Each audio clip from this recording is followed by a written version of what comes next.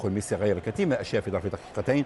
نذكر بالاهداف الاربعه في هذه المباراه. في الدقيقه 27 هدف اللاعب سوسايتا، تمريره من ادوريز يتخلص من بيكي، يعطي الامتياز لفريق بلباو، ينتهي الشوط الاول بهدف مقابل لا شيء، وتكون نقطه التحول في هذه المباراه دخول اللاعب ميسي الذي يتمكن من تغيير الكثير من الاشياء في هذه المباراه. يدخل ميسي ويراوغ مجمل اللاعبين ويحرز الهدف الاول له، دخل في الدقيقه 59. 8 دقائق بعد ذلك يحرز هدف التعادل في الدقيقه 67.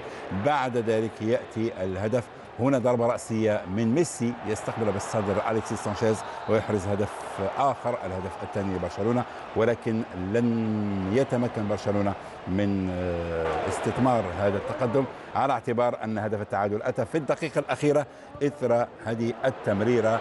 يتمكن اللاعب اندر هيريرا من احراز هدف التعادل. الترتيب العام